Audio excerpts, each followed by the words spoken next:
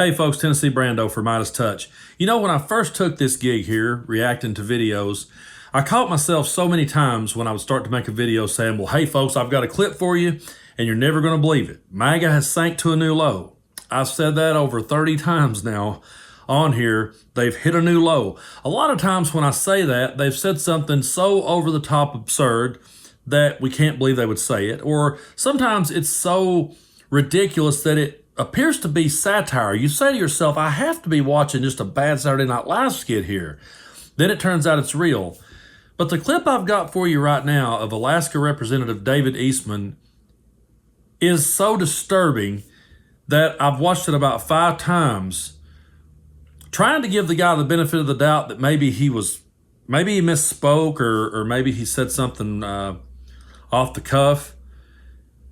No, this guy actually says out loud that when a child is murdered due to child abuse and neglect, it's bad for the child, but it's actually a benefit to society because it saves us all money. And like I said, I've went back and watched this several times to make sure I heard myself right before I even started with this reaction, but take a look at this clip and see it for yourself, and then let's try to break it down and talk about it. You know, in the case where child abuse is fatal, obviously it's not good for the child, but it's actually a benefit to society because there aren't needed for government services and whatnot over the whole course of that child's life. Through the chair, can you say that again? Did you say a benefit for society? Talking dollars. Now you've got Yes. a $1.5 million price tag here for victims of fatal child abuse.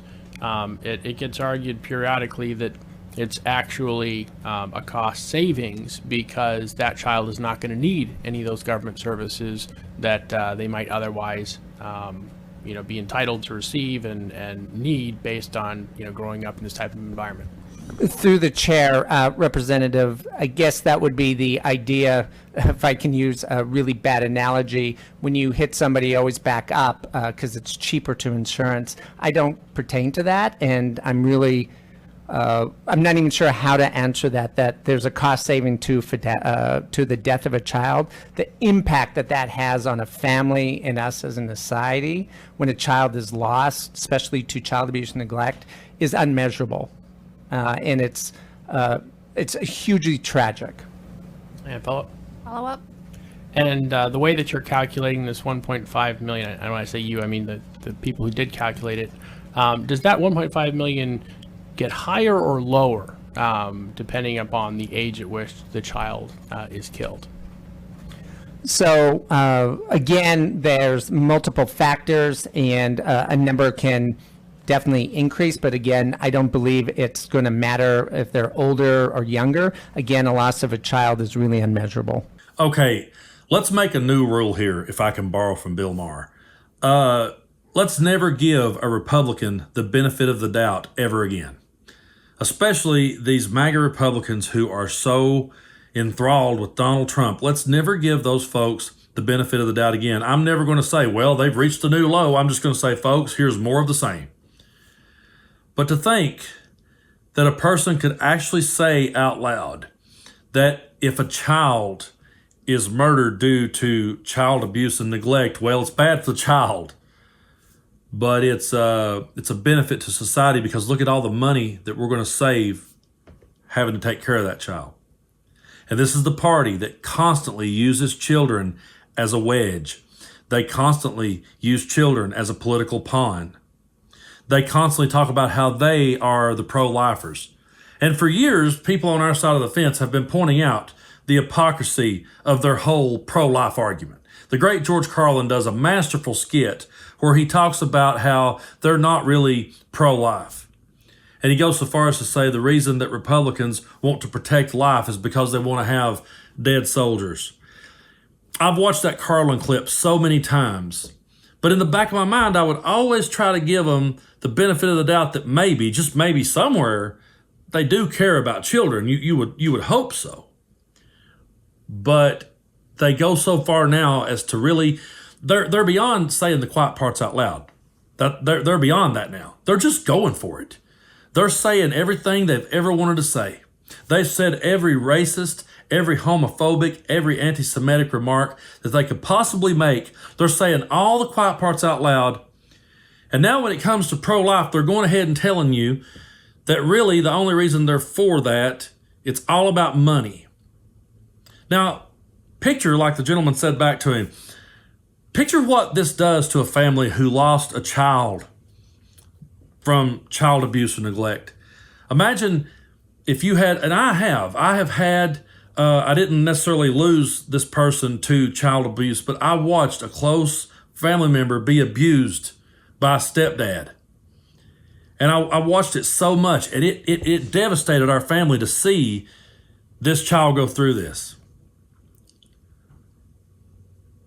And they say out loud that, well, hey, if it dies, I mean, it's bad and everything, but at least it saves us some money.